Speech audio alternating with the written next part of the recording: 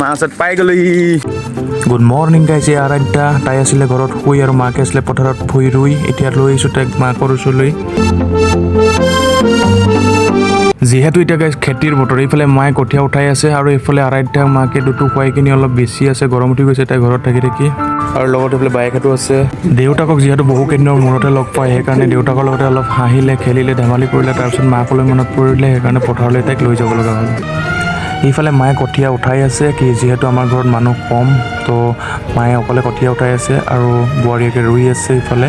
তো দুইজনী একেলগে লাগি ভাগি কামবিলাক কৰি আছে। আৰু এই গৰমত গাইজ কেনেকৈ খেতি কৰি খাব? খেতি কৰিতো খাব নোৱাৰি চাগে আৰু কেইবছৰমান পিছত। এতিয়া ইমান গৰম, আৰু 5 বছৰ 4 বছৰমান পিছত চাগে আৰু কিমান গৰম হ'ব ঠিক নাই। তো মাহঁতে অলপ স্প্ৰাইট খাওঁ বুলি কৈছে, স্প্ৰাইট আনি গাত অলপ ঠাণ্ডা পেলাই দিওঁ। অলপ কমিছে, তো সেইকাৰণে শাহু বোৱাৰী দুইজনী অলপ কামত আকৌ ধৰিছে নতুনকৈ। তো এতিয়া মই আৰাধ্যাক ঘৰলৈ লৈ যামগৈ। তাইও চাগে অলপ ভাগৰ লাগিছে, ৰ'দেও ধৰিছে ইয়াত। তো ঘৰলৈ লৈ গৈ কিনি মাহীয়েকৰ জীয়েকৰ লগত অলপ থাকিব দিম মই, তাৰপিছত স্প্ৰাইট আনিব যাম। এই তেৰি আইডে মাকৰ পৰা সি পুৰা এতিয়া মলি উঠে ন, কিবা এটা কৈ দিয়া, চিঞৰি দিয়া মাকৰ ওচৰত সেইটো খাই আহি পিনি পুৰা এতিয়া উমলি আছে ন। উমলি থকা দেই, দেহা মানুহ শুই থকা দেই। সেইফালে ফেন লগাই থৈ দিছোঁ ন, তুমি উমলি থকা দেই, দেহা মানুহ তুমি উমলি থকা দেই, দেহা মানুহ। তো ৰাস্তাত আহি থাকোঁতে দেখিলোঁ গৰুবিলাকৰ ৰছীবিলাক পাক খাই আছে। তো গৰু যিহেতু আমাৰ কাৰণে ভগৱানৰ নিচিনা, তো আমি বহুত মৰম কৰোঁ। তো সেইকাৰণে মই গৰুৰ ৰছীৰ পাকবিলাক খুলি পিনি আকৌ স্প্ৰাইট লৈ পিনি মাহঁতৰ ওচৰলৈ যাব লৈছোঁ।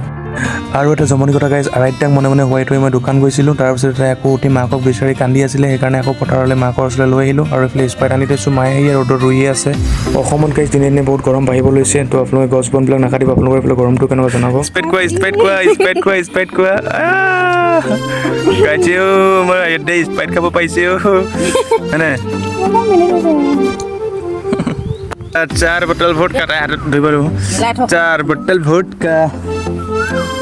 बोतल वोडका स्प्राइट मेरा रोज का 4 बोतल वोडका।